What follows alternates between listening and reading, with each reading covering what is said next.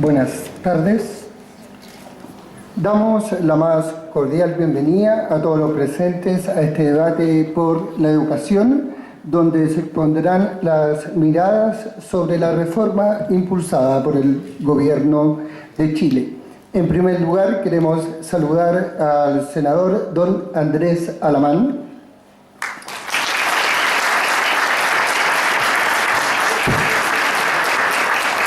Saludamos también al Ceremi de Educación, don Felipe Melo. Saludamos también al alcalde de la comuna de Padre Hurtado, don José Miguel Arellano.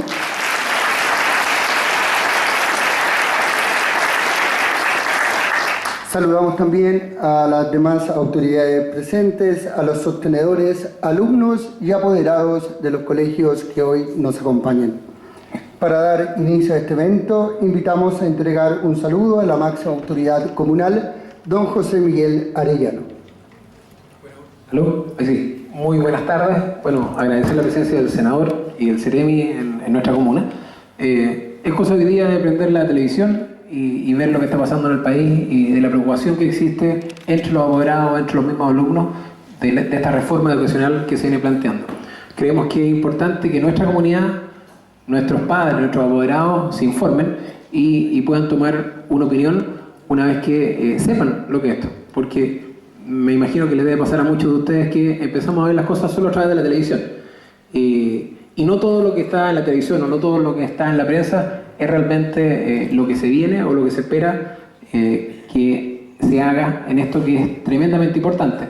Dado que yo creo que todos los que somos papás, o la gran mayoría de los chilenos, lo que queremos es lo mejor para nuestros hijos. Y hoy día las decisiones que se están tomando, que se pueden tomar, son claves para el futuro de ellos.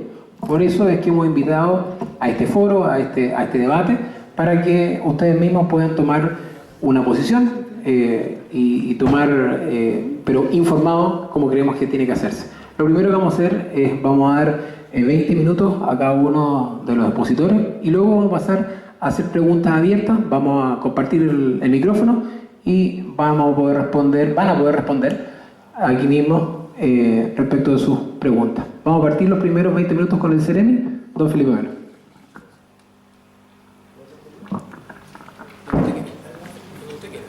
¿Puedo hablar de ella? Sí, por supuesto.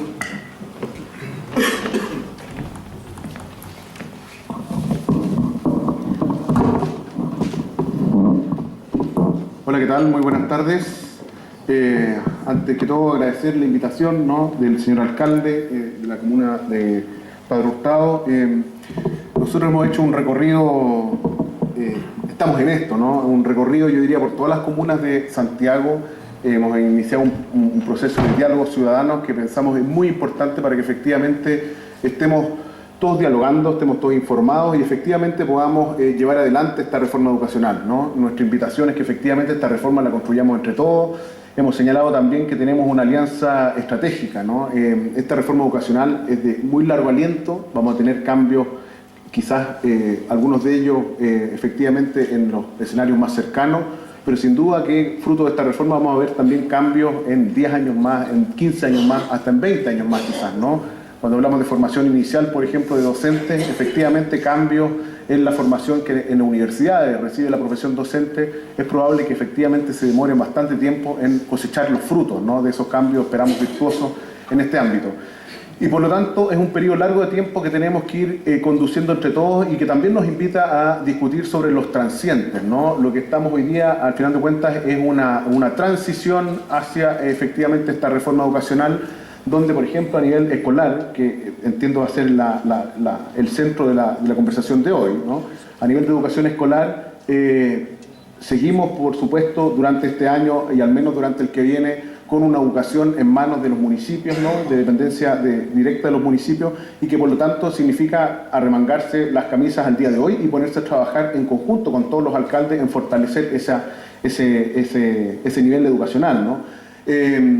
Por lo tanto, hay muchas aristas, ¿no?, y es fundamental que tengamos este tipo de encuentros para que vayamos perfeccionando quizás aquellas aristas que en un inicio pueden haber sido percibidas como más falentes, pero nosotros como Ministerio de Educación estamos absolutamente abiertos a ir construyendo esos cambios en conjunto, efectivamente, con los alcaldes, con los sostenedores públicos, con los sostenedores privados también, por supuesto, y con las comunidades, ¿no? Con la comunidad docente, con los asistentes de la educación. Yo diría que ya hay varios elementos muy virtuosos que se han corregido, que se han, yo diría, perfeccionado, fruto de este diálogo que esperamos también sea muy fructífero el día de hoy. Estamos en un rotativo, le decía recién al senador, ¿no? Porque después vamos, entiendo, los dos juntos a Melipilla, a un nuevo foro, ¿no? En el Colegio San Sebastián, si mal no recuerdo. Yo les voy a hablar muy brevemente de la reforma educacional, primero que todo como un todo. Nosotros en general hacemos comparaciones, pensamos que una reforma en políticas públicas significa un proyecto de ley. Pues bien, estas reformas significan al menos 7 u 8 proyectos de ley, ¿no?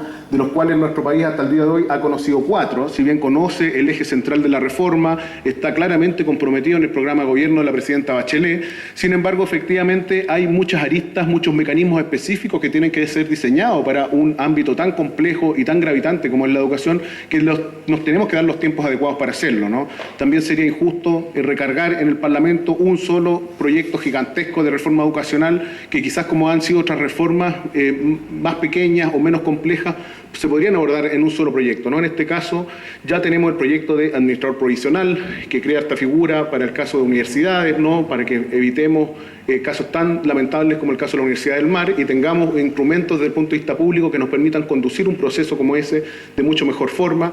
Está el proyecto de nueva institucionalidad parvularia, ¿no? Que crea la Subsecretaría de Educación Parvularia en el Ministerio de Educación y que ha avanzado a tranco firme en el Parlamento y entendemos que es una muy buena noticia, mucho menos cubierta efectivamente por la prensa y por los medios de comunicación, pero nos parece un proyecto igual de importante que todos los otros, ¿no? Está también el proyecto que firmó la presidenta muy recientemente, hace unas 2 semanas, que es el de modificación del DFL2, ¿no? Que es esta norma efectivamente generada hace muchos años, no diría un contexto que efectivamente al día de hoy nuestro país ha cambiado muchísimo, donde los espacios universitarios pueden eventualmente dotarse de participación del mundo estudiantil y de participación del mundo de los funcionarios no académicos en libertad, ¿no? Y en autonomía, como efectivamente se les resguarda a los espacios universitarios, y es un proyecto que permite entonces que eso ocurra, que hasta el día de hoy estaba taxativa y explícitamente prohibido por esta figura legal. Y tenemos el proyecto del cual yo les voy a hablar a continuación, que es el que nosotros nombramos como arquitectura inclusiva, que es el que pone fin al lucro, al copago y a la selección.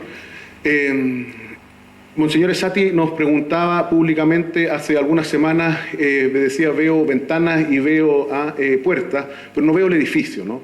El edificio de esta reforma educacional es uno solo y es el de la educación de calidad para todas y todos nuestros niños, niñas y jóvenes, ¿no? Es solo ese el propósito y en función de ese propósito es que tenemos que evaluar en algún tiempo más si vamos avanzando o no con el ritmo que nos hemos propuesto.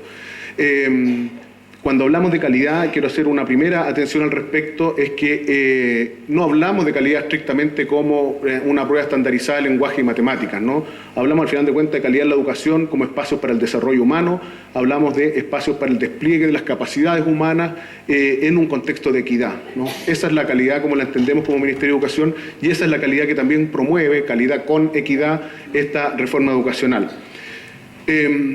Como les decía, para un edificio nosotros necesitamos arquitectura, ¿no? Y para hacer los planos de arquitectura de este edificio necesitamos, por supuesto, tener un diagnóstico, ¿no? ¿Qué tipo de edificio queremos diseñar y por qué queremos diseñar un nuevo edificio? Queremos diseñar un nuevo edificio porque entendemos que el edificio actual es irregular, está desnivelado, no entrega las mismas oportunidades para todos nuestros niños.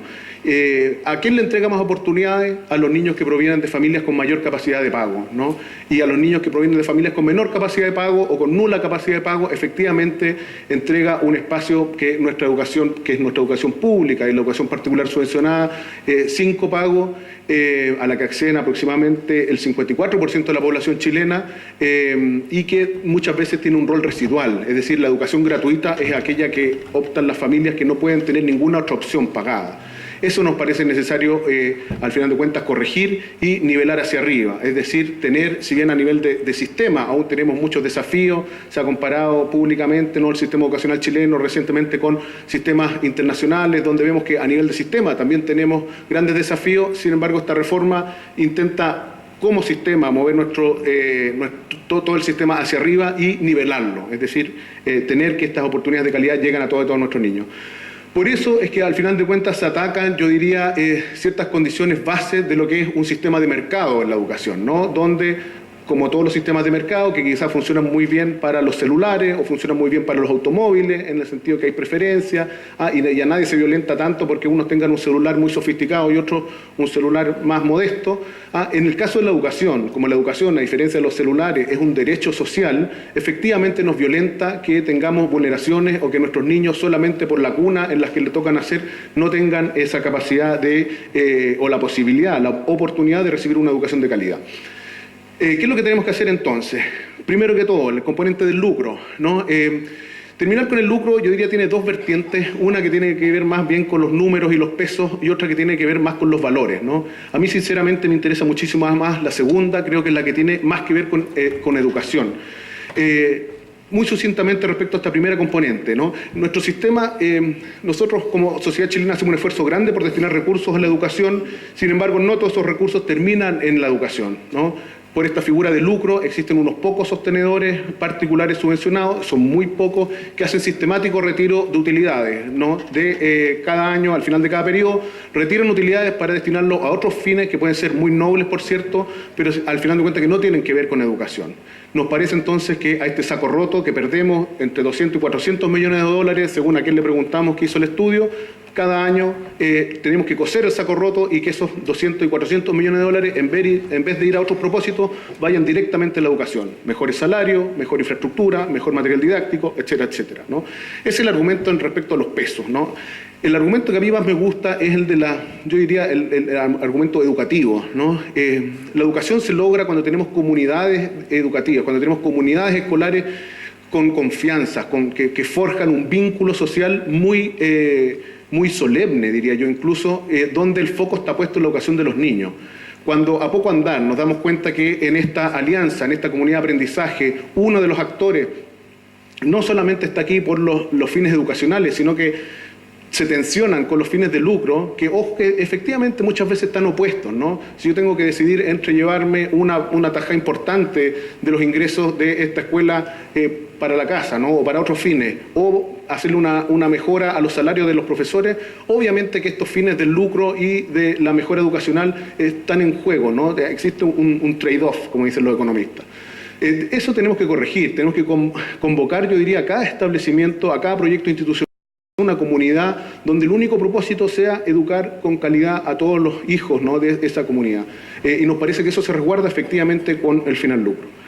El final copago, yo diría, tiene un impacto en términos de volúmenes, sobre todo económicos, mucho más grande, y habla de que efectivamente lo que teníamos hasta el año 95, ¿no? Y desde los principios de los 80, como un sistema, yo diría, efectivamente basado en las normas del mercado, pero donde existía un sistema subvencionado y un sistema particular pagado, ¿no? Se crea esta figura que nos queda una escala de grises, ¿no? Donde tenemos el colegio de 10.000 pesos, el de 20, 30, 40, hasta el de 84.000 pesos, ¿no? Y ya no solamente el colegio gratuito y el particular pagado, sino que todas estas figuras de copago. Y lo que hace esta escala de grises tiene un efecto positivo y uno negativo, ¿no? El positivo es que levanta nuevos recursos para destinarlo a la educación, y eso es una buena noticia. El negativo es que aumenta la dramática segmentación que tiene nuestro sistema, ¿no? Entonces, efectivamente, tenemos todo este degradé de establecimientos y terminamos educando a nuestros hijos aún más entre pares, ¿no? Los hijos de los vecinos, los hijos de los compañeros de universidad, los hijos de los compañeros del instituto, pero al final de cuentas con muy poca diversidad, con muy poca integración. Los estudios de la OCDE lo comprueban. Chile es del orden del segundo al tercer país más segregado a nivel educacional, mucho más que incluso sus hogares, o que mucho más que territorialmente nuestro sistema educacional, lejos de corregir los defectos de esta segregación territorial, los agrava, ¿no? Entonces, ¿cómo mantenemos la característica virtuosa del sistema de copago, del sistema de financiamiento compartido? Es decir, mantenemos estos recursos, pero que no signifiquen esta segregación. Y lo que se propone, por lo tanto, en este proyecto de ley de arquitectura inclusiva es nivelar hacia arriba, reemplazar los recursos privados que ponen las familias con recursos públicos, ¿no? El compromiso del ministro Izaguirre ha sido, efectivamente, luego de varias conversaciones, reemplazar peso a peso todos los recursos que reciben los establecimientos del bolsillo privado de las familias con recursos públicos, ¿no? Y por lo tanto en un periodo de tiempo acotado. Se propuso inicialmente 10 años, si es necesario 12 o 15, serán 12 o 15, pero que efectivamente no haya ningún establecimiento perjudicado por esta política y que reemplace peso a peso los recursos que hoy día están definiendo la familia. ¿Cómo hacemos que esto no sea una inversión regresiva, que inyecta más recursos en los establecimientos de mayores ingresos? Entonces, lo que define esta ley es que se crean 2 subvenciones exclusivas para los establecimientos gratuitos, ¿no? Y por lo tanto, al momento que un establecimiento de 60.000 pesos de copago ya le llegue la hora, ¿no?, de recibir esos 60.000 pesos, no de la familia, sino que desde el fisco, va a ser el momento en que todos los otros establecimientos públicos y privados subvencionados gratuitos ya van a haber recibido esos mismos 60.000 pesos por niño por mes, ¿no? Y por lo tanto, al final de cuentas, paulativamente se va nivelando hacia arriba la subvención pública que reciben los establecimientos. Finalmente, la componente de la selección, ¿no? Esta es la componente que no tiene mucho que ver con recursos económicos, pero sí tiene que ver muchísimo con educación, ¿no?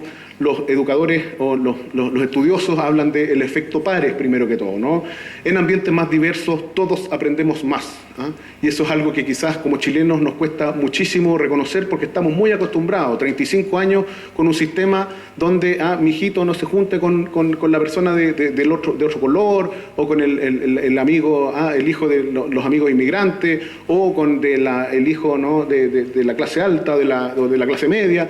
Necesitamos modificar eso, ¿no? Y por eso que tenemos esta componente, yo diría, cultural de esta reforma, ¿ah? A mi juicio, muy sinceramente, que me toca muchísimo conversar con apoderados, con comunidades escolares, esta es la componente más compleja de la reforma educacional, ¿no? ¿Cómo vamos haciendo paulatinamente y progresivamente que como país nos vayamos acostumbrando a la diversidad y a lo sano que es, ¿no? Lo que propone este sistema, al final de cuentas, es eliminar, primero que todo, todas las prácticas discriminatorias de selección.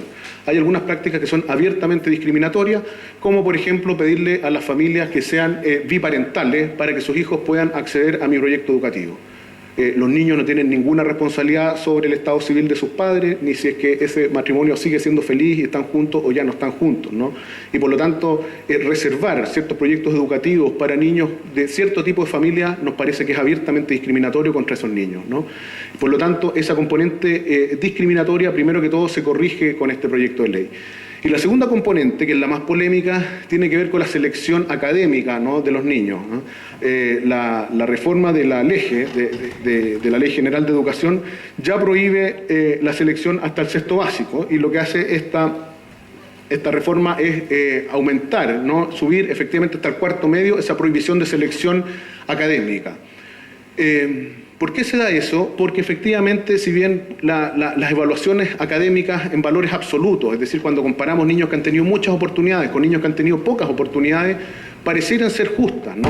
Pero todos los estudios nos muestran que al final de cuentas no lo son, porque lo que al final de cuentas se tiene es que existe una correlación dramática entre el desempeño que tienen los niños en estas pruebas de valores absolutos académicos con las oportunidades y con el nivel socioeconómico que han tenido sus familias en el origen, ¿no? Un niño que aprovecha muchas oportunidades de aprendizaje versus alguno que aprovecha menos oportunidades de aprendizaje, cuando uno ha tenido 10 veces las oportunidades que ha tenido el otro, efectivamente en valores absolutos esas condiciones se distorsionan, ¿no? Y un niño que aprovecha muy pocas oportunidades de aprendizaje tiene falsamente en una prueba de valores absolutos como el CIMSE, como el PSU, una performance mucho mejor, cuando muy probablemente no necesariamente va a ser un mejor estudiante, ¿no?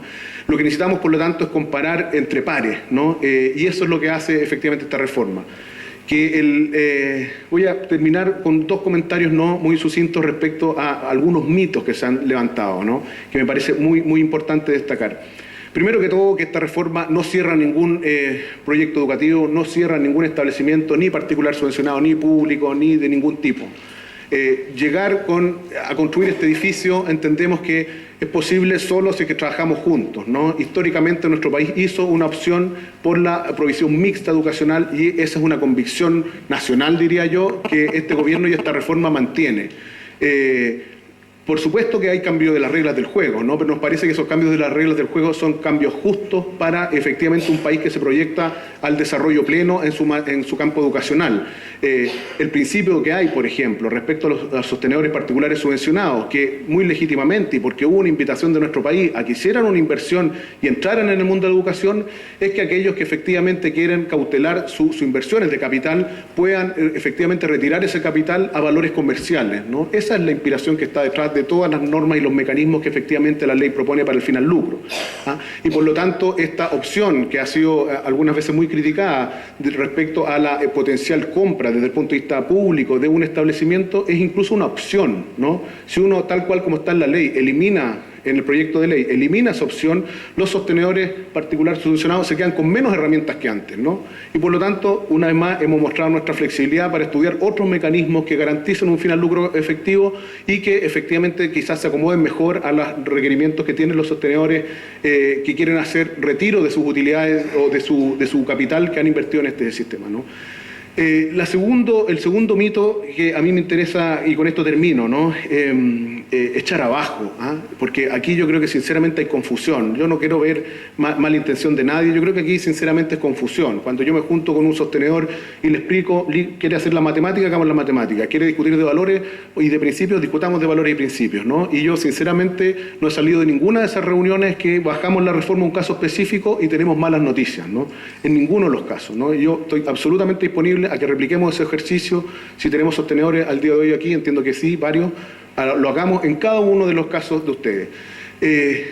La reforma, yo diría, es el cambio más profundo que aporta a la libertad real de las familias para elegir sus establecimientos educacionales.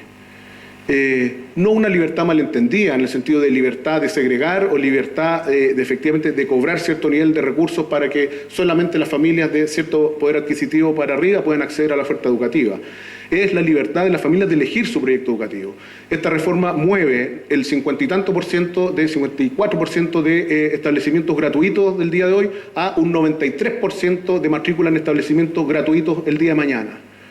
Díganme si eso no es efectivamente libertad de elegir, ¿no? Las familias que hoy día, que es la mayoría de los chilenos, eligen entre proyectos gratuitos, con esta reforma van a poder elegir prácticamente el doble de proyectos, ¿no? Por cierto, no son todos, todavía nos quedan los particulares pagados y que eventualmente en algunos años más tendremos que discutirlo también como sociedad, cuál es nuestra política respecto a estos temas hacia ellos, ¿no? Pero estamos avanzando muy sustantivamente para el 93% de la matrícula, llevar la educación gratuita, nos parece que eso efectivamente confía en las familias, ¿no? Les hace una devolución directa, es decir, nosotros confiamos en la elección que obviamente ustedes tienen para sus hijos, son quienes mejores pueden elegir proyectos. Y ya no solo efectivamente en igualdad de condiciones a nivel socioeconómico, sino también sociales, ¿no? Una familia biparental absolutamente en igualdad de condiciones de elegir que una familia monoparental, que ya no haya condiciones sociales, ni la profesión de los padres, ni los años de educación de los padres, para que un proyecto educativo seleccione una familia por sobre otra, ¿no? Sean las familias las que eligen los establecimientos y no al revés, ¿ah? Nos parece que eso es fundamental y eso efectivamente es libertad de elegir, es confianza en la familia y es involucramiento en la familia, un factor que la mayoría de ustedes, supongo, educadores, saben mucho mejor quizás que nosotros, es fundamental para el éxito de la educación de los niños, ¿no? Tiempo, señor Seremi. Yo estoy seguro, ¿no?, que replicando estos espacios, multiplicándolos, todo lo que sea necesario.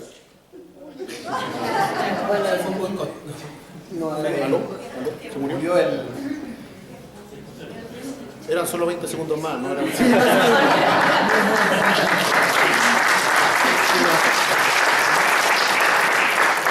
Solamente le voy a señalar que yo estoy seguro que con este tipo de espacios, ¿no? Y si multiplicamos las buenas voluntades de la oposición, del gobierno, yo estoy seguro que llegamos a puerto, estoy seguro que construimos una muy buena reforma educacional que ponga al final de cuentas a nuestra sociedad a la altura de un país desarrollado en su campo educacional. Es una deuda que tenemos hace mucho tiempo con la sociedad chilena y felizmente yo creo con participación de todos, con participación de ustedes podemos saldar y dar una respuesta adecuada. Eso, muchas gracias. Gracias.